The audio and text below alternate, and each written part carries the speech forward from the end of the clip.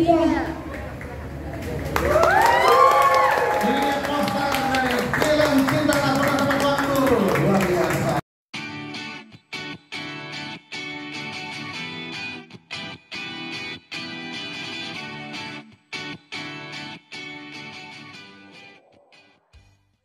Hari ini adalah momen pertama kita woro-woro di depan media semuanya bahwa kita akan merilis sebuah film yang mana film ini sangat personal sekali buat saya, dan ini film yang buat saya sedang bercermin bagaimana saya dalam mengarungi menemukan cinta, menemukan menemukan sebuah perasaan yang mungkin buat teman-teman semua orang itu tidak didengarkan. Tapi yang paling penting pada saat kita merasakan perasaan kita itu, kita tidak sadar ternyata ada sang waktu yang selalu menghantuinya. Sang waktu itu selalu bertanya, kapan cinta itu akan dirilis, kapan cinta itu akan diseriusi, atau bahkan kapan cinta itu akan berakhir di sini. Jadi setiap kali saya baru sadar sekarang setelah punya anak punya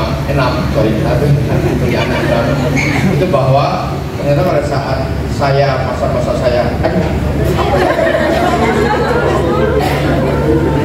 pada saat masa-masa saya mengarungi anak muda waktu itu, usia muda dan selalu mencari cinta kemanapun, sampai kemudian menemukan, itu juga ternyata waktu itu selalu menyertai dan selalu menuntut untuk kapan ya ini akan berakhir, kapan ini akan dimulai, selalu seperti itu. Mungkin sampai hari ini juga. Jadi karena itu makanya ini film sangat personal sekali buat saya. Ketika saya membaca novel ini dari Mas Putut, saya merasa bahwa saya menemukan sesuatu hal yang harus saya buat. Mungkin perasaan saya ini juga diyakini oleh atau dirasakan juga oleh para laki-laki yang ada di bioskop, mungkin yang ada di seluruh dunia ini. Gitu. Itu saja, dan ini poster perdana kami. Semoga ini bisa bisa memberikan trigger buat teman-teman semua untuk kembali datang ke bioskop untuk menonton film saya. India. Ini poster dari film Cinta Tak Pernah Tepat Waktu. Luar biasa. Sebelumnya adalah film trailer, kembalikan ke buku.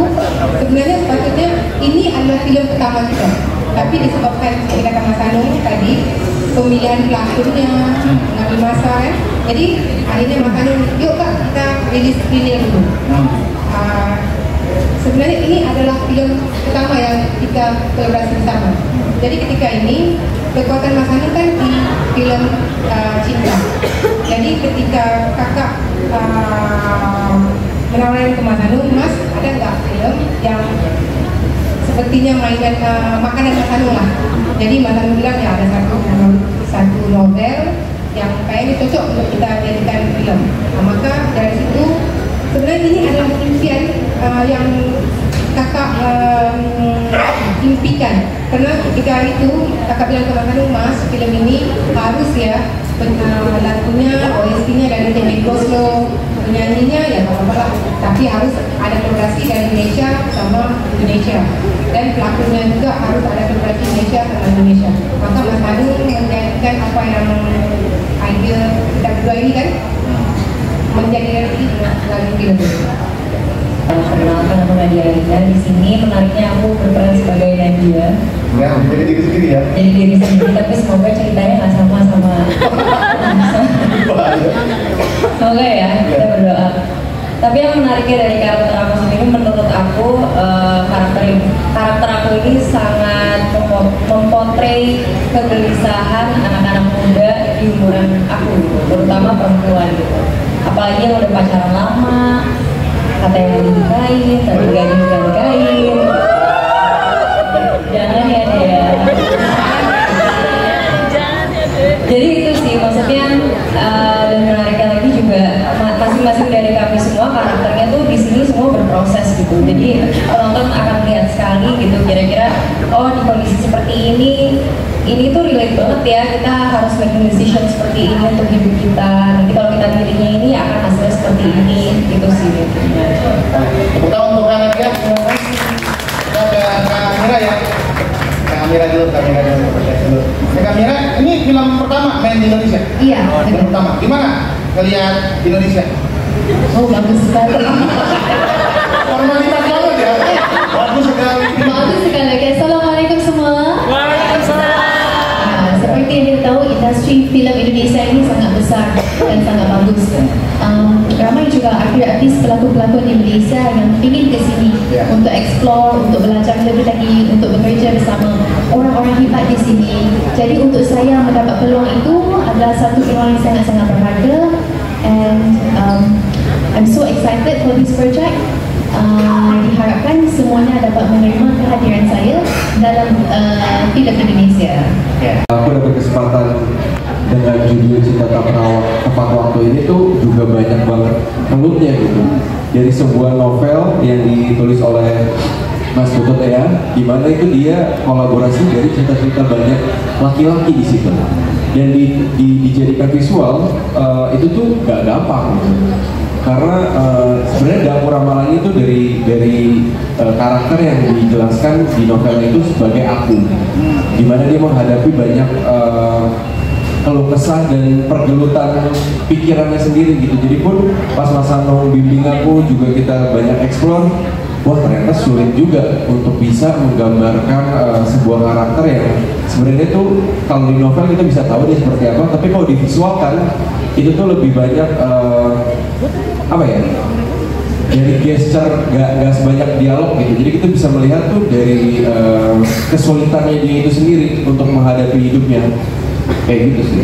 Baca novel nggak? Baca full novel.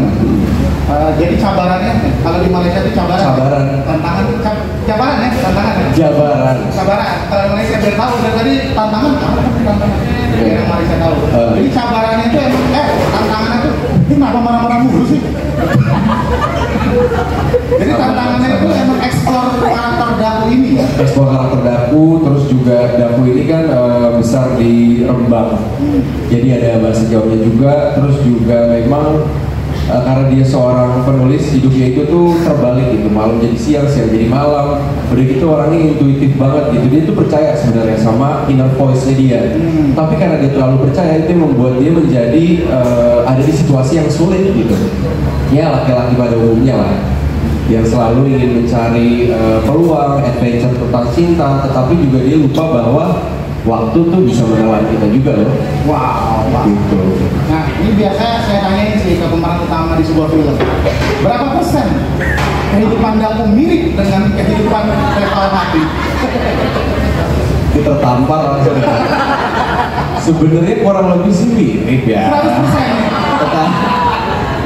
Tapi bedanya kalau misalnya Reval ini setiap ada kegagalan itu selalu refleksi diri.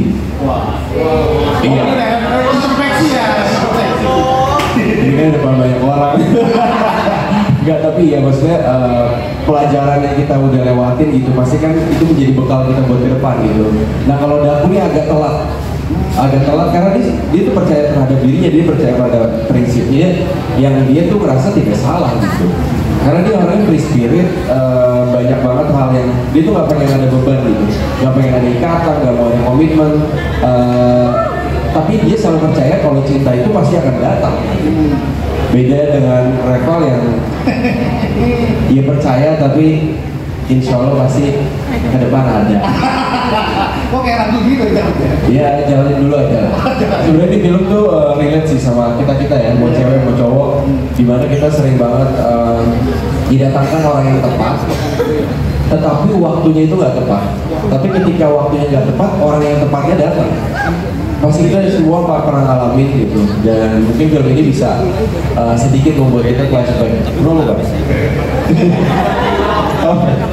Iya, cerita kita diwakilkan di film ini. Oke, terakhir nih. Secara matematis, berapa persen Daku sama Reval kemiripannya. Berapa persen nonton aja deh.